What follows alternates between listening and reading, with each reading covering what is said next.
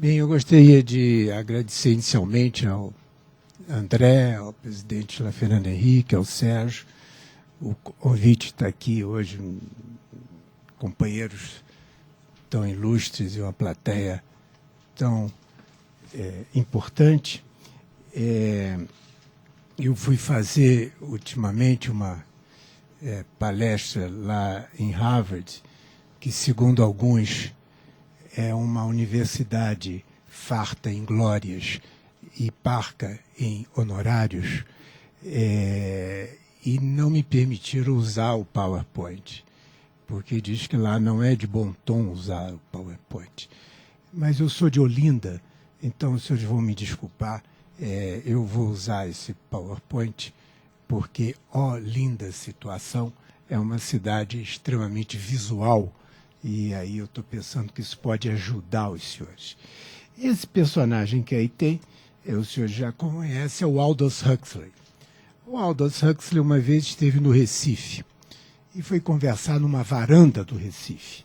Com certeza foi obrigado a tomar conhaque de pitanga, mas, e na saída, os repórteres chegaram e disseram: então, o que o senhor acha do Brasil? E ele olhou e disse assim: o Brasil é apenas um país improvável. Bom, eu vou falar hoje sobre transgressões e improbabilidade. E esse é o meu tema de hoje. O meu roteiro é um roteiro dividido em 3 partes. Eu vou, como Boli, falar de conceitos e delinear o meu problema. Depois eu vou fazer um diagnóstico, aí eu vou ser descritivo. Eu vou tentar ver se a gente concorda sobre alguns dados da realidade. Eu não sou nem a favor nem contra esses dados, mas eu acho que eles existem e que são dados que nós temos que tomar em consideração. E, por fim, como todo jurista, um pouco visionário, um pouco programático, já que o André disse: olha, Joaquim, pensa um pouco no que pode ser feito, estratégias possíveis. Então, esse é o meu roteiro. O meu tema é transgressões. E aí são as transgressões legais, que é as transgressões. Mas eu vou tratar das transgressões legais como transgressões sociais. Eu não vou me colocar na postura de um advogado, de um juiz. Eu vou ver qual é o impacto social do que eu chamo de transgressões legais. O que são essas transgressões legais? Elas são diferentes das outras, né? Ela é uma desobediência, o José Murilo falou diversas vezes, à lei, mas a lei é uma decisão estatal. Quer dizer, eu vou tomar a lei como uma decisão de um corpo, de um conjunto de poderes. Essa noção de lei como decisão, ou seja, como escolha de alternativas incompatíveis, é muito importante, porque ela retira o seu caráter de norma para um segundo momento. Ele antes é uma decisão que se vincula com a sociedade. Ela tem que ser positivada, quer dizer, a lei tem que ser posta pelo Estado. Não é uma opinião, não é uma campanha de mídia, é uma lei que é posta a partir de uma certa formalização. E ela é exigível pela força, seja multa, seja prisão, seja acesso a mercados, etc. e tal. Só que essa força é dotada da coerção legítima. Eu não estou dizendo novidade nenhuma para os senhores, mas estou precisando alguns pontos que são importantes para o meu conceito inicial. Quer dizer, quais são as características principais dessa transgressão? Ela é diferente da transgressão social, a transgressão legal, porque ela pode ou não ocorrer. Ou seja, eu preciso de uma declaração, ela é mais ou menos provável.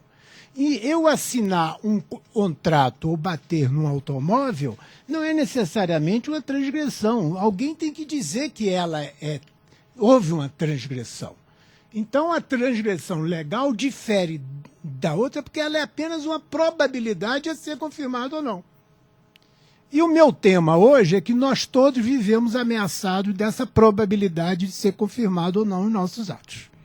Então, o meu tema hoje é a probabilidade como um instrumento de poder, e aí os senhores já perceberam aquela espadinha que tem ali no alto. Os senhores, na mesma hora, os senhores decifraram, que nós todos vivemos sob a espada de Damocles da ilegalização provável. Então é esse que é o tema da minha do meu foco hoje. Eu concordo também quando Murilo disse, olha, vamos esquecer esse udenismo. Ou seja, essa transgressão nossa não depende da liberdade individual ou da vontade individual. É algo que é acima de nós todos. É como se todos nós tivéssemos a vontade individual, ela operacionaliza a transgressão. Mas a transgressão não depende da minha vontade, de eu querer ou de não querer. É algo que está acima da gente. É como se nós todos estivéssemos destinados a um destino comum, um destino da ilegalização provável. E quem detém o poder da ilegalização provável detém o poder social hoje aqui. Quer dizer, a liberdade individual ela operacionaliza, mas não é um fator decisivo. E por ela ter que ser declarada, a transgressão legal, ela é ex post facto, é a declaração formal. E ela pode ser feita a nível administrativo, pelo Poder Executivo, ou a nível judicial, pelo Judiciário. Não é? Algumas declarações têm que ser. E esse poder de ameaçar da ilegalização provável é fácil de perceber, basta um guarda parar o seu carro na rua. Quer dizer, as chances que os senhores têm, estatísticas, de ter preenchido todas as normas do Código de Trânsito são zero. Então o senhor está ali disponível, exposto a uma ilegalização provável por uma autoridade legal, porque o guarda é uma autoridade legal, que usa o seu poder discricionário. Eu acho que não tem tema mais importante para a democracia de hoje, dentro do direito, do que a doutrina da discricionariedade do ato administrativo, da discricionariedade do ato judicial. E essa doutrina é cunhada nos anos de autoritarismo, tem um sintoma. O Código de Processo Civil, o Brasil tem dois. Um de 37 e outro de 75. São dois regimes autoritários. Esse negócio todo. Então, bom, mas voltando então, eu acho que nós são milhões que têm um destino comum, porque nós repetimos uma desobediência igual. Quer dizer, o carro nosso, qualquer que seja, vai estar, ou a nossa empresa, por mais que você...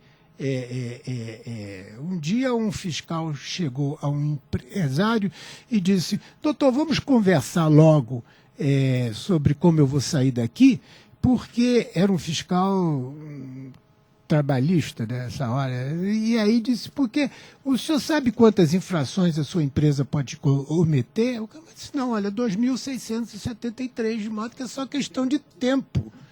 Então, vamos conversar logo aqui nesse negócio todo. Então, pronto. Então, ou seja, você está destinado. Então, a transgressão legal, para mim, não é a transgressão coletiva, nem individual. É uma transgressão individual que ficou coletivizada, porque nós todos fazemos isso. Então, o meu tema é a probabilidade da ilegalização da transgressão coletivizada. Meu problema é da declaração de ilegalidade como garantidora do Estado Democrático e Direito, ou seja, a ilegalidade, todo o processo, etc. Tal, diz, olha, você agiu errado, vai ser punido, etc. Tal, é natural e inerente e legítimo ao Estado de Direito.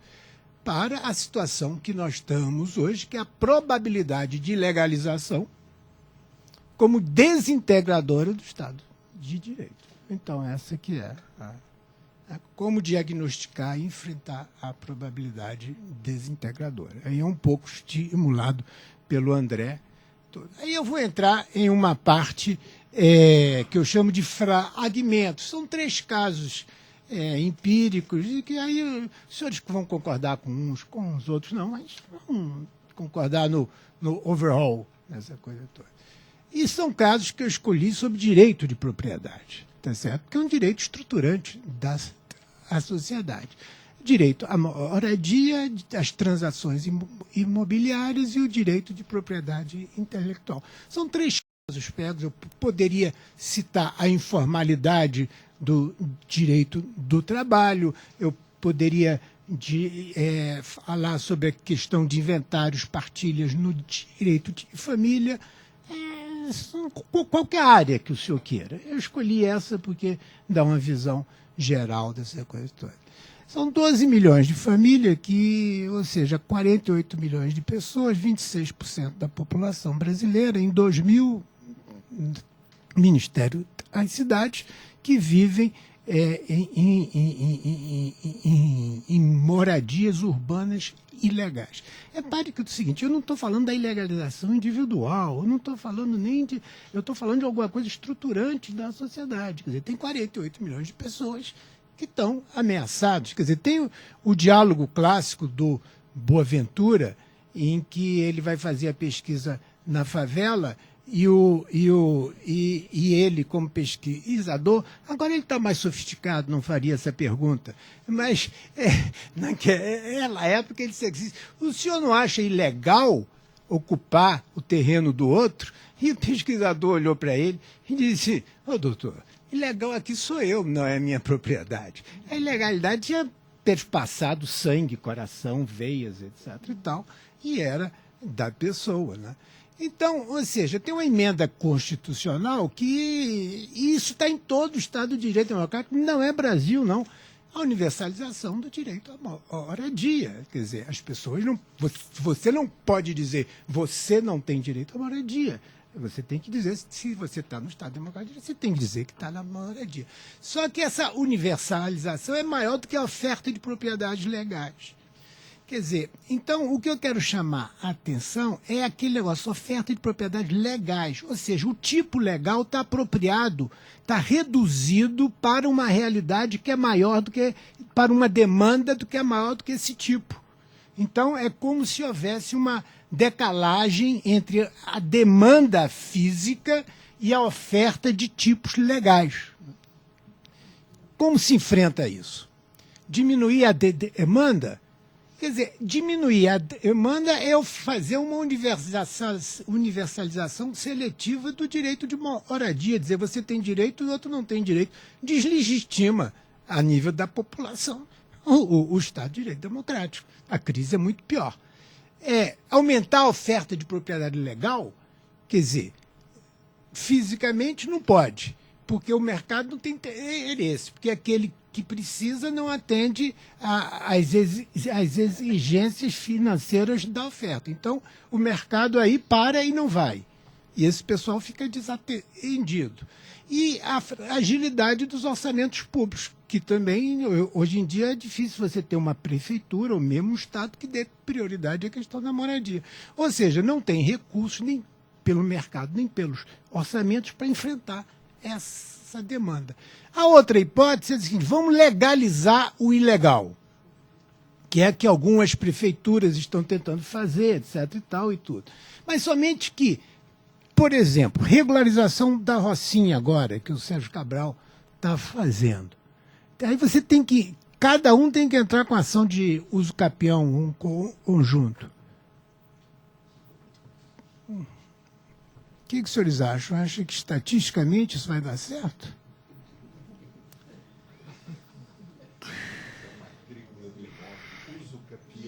Não. Agora, você pode fazer até um levantamento para todos, mas é pouco. O perfil do camarada que precisa ter acesso a essa ação judicial é incompatível com a capacidade dele de cumprir essas normas administrativas e judiciais. Então, o que eu tenho aqui? O que eu vou... Então, a outra hipótese é: aumenta a representação legal, a repressão. Bom, aí é reintegração de posse. Ok. Mas aí eu tenho a justiça por amostragem. Porque eu reintegro um, reintegro outro, mas são 48 milhões. Você vai dar reintegração de posse para proprietários de 48 milhões de moradias de pessoas? Tem uma história deliciosa que no Recife, 2.000 pessoas invadem de uma noite para o dia os fios de alta tensão da Chesf, os cabos de alta tensão, que é terreno da Chesf. E aí a Chesf entra com uma ação de reintegração de posse nessa coisa toda. As 2.000 pessoas contrataram um advogado, evidentemente com apoio de Dom Helder, e foram para a justiça. O que o juiz fez? Com base na lei, deu a reintegração de posse. E o que acontece com a reintegração de posse? Quem reintegra é a polícia. É a ordem do governo do Estado. Quem era o governador? Presidente, o senhor tem duas chances. Década de 80 em Pernambuco. Não, senão não estava contando essa história. Marco Maciel. Marco Maciel. Década de 70.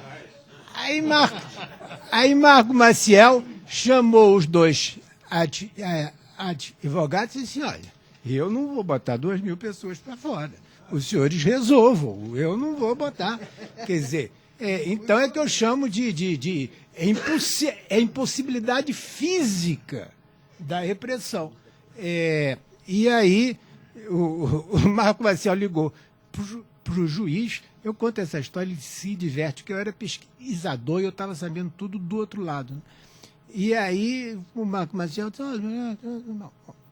aí o juiz chamou as duas partes e disse uma frase maravilhosa, que disse o seguinte, olha, eu quero comunicar aos senhores que eu só decido quando os senhores entrarem em acordo. Quer dizer, então nós estamos diante de um fenômeno que temos que prestar atenção, que é a transgressão coletivizada, e cujos instrumentos e que, em geral, não é culpa do direito nem da lei, é de uma defasagem, um desequilíbrio do que o Alfredo Lamy Filho chamaria de fator jurígeno. Quer dizer, ele tem impacto na lei, mas ele precede a lei. Segundo fragmento, isso é meio carioca, não sei se em São Paulo ocorre. Se alguém já tentou passar uma escritura definitiva de compra e venda de imóvel, né? No Rio de Janeiro é isso, olha aí, 16 certidões. Então, repara, o mercado se desenvolve, precisa das transações imobiliárias, precisa de liquidez, tá certo? E as normas administrativas são essas. Agora, tem um detalhe. Eu, quando estava contando essa história agora numa palestra que eu fiz em Fortaleza, fui surpreendido. Porque lá eles querem um documento da prefeitura comprovando que a rua não mudou de nome. Quer dizer, o que você tem se eu usar... O que você tem se eu usar a expressão de boli? Você tem uma apropriação pela burguesia estatal, uma privatização pela burguesia estatal dos tipos legais, seja os tipos normativos, seja os tipos judiciais. Este é o problema. Não é o problema da lei ou da norma, é a da apropriação e da redução dos tipos a um país que é maior e que fica maior. Ou seja, a demanda de liquidez do mercado imobiliário é menor do que isso. Então, o que o mercado faz? Como o coração, né, faz uma promessa de compra e venda, ou faz a cessão do direito à promessa de compra e venda, ou faz a procuração irrevogável. Quer dizer, o mercado é um coração cheio de bypasses legais, são simulacros legais. Hein? Agora tem o stent. Então o mercado faz a mesma coisa. O terceiro fragmento é o direito da propriedade intelectual. A indústria fonográfica é uma indústria em crise. Está aí esses dados aqui no Brasil. No mundo inteiro, nos últimos anos, de 10 países principais, 9 são negativos. É uma indústria em crise tecnologicamente defasada. tá certo? Então, a gente tem a crise de uma indústria defasada que não dá a oferta de acesso ao conhecimento, à música, cria uma crise de o camarada baixa a internet todos os dias. São milhões de jovens baixando a internet todos os dias. Aqui no Brasil, eu coloquei isso aqui porque é do seguinte: as músicas mais ouvidas, Calypso, Calcinha Preta e Aviões do Forró, não são gravadas por gravadoras. Ou seja, as bandas, das 10 bandas maiores do Brasil, estão no mercado em que não é a gravadora o empreendedor, é o autor que é empreendedor. Ele faz a música, ele vai para o estúdio, grava e ele distribui aos camelôs diretamente. O camelô não tá falsificando nada. Ele é o sistema de distribuição oficial. Ele é o sistema. Agora, O modelo de Open Business Tecnobrega. é isso aí. Então, o access to knowledge é maior do que a mínima tipologia, que nesse caso é apropriada, não por uma burguesia estatal, mas por uma indústria em crise. Então, esse aqui é o ponto desse negócio todo. Isso aqui é o Estado de Direito Democrático, essa ilha. Né? Então, a gente tem... Agora, ali é o mar da ilegalização provável, que cerca esse Estado de Direito. Então, a primeira decisão estratégica para qualquer grupo que se interesse é do seguinte: a gente vai aperfeiçoar essa ilha ou vai expandi-la? Para expandi-la, a minha proposta é foco na mudança nas leis e nas normas administrativas. Quer dizer, acho que se a gente tiver uma justiça, por mais aperfeiçoada que seja, é necessário, é indispensável. É o meu trabalho no Conselho Nacional de Justiça, tive o apoio do presidente para lá estar, e lhe agradeço de público. É o trabalho diário nosso para que a justiça seja mais eficiente.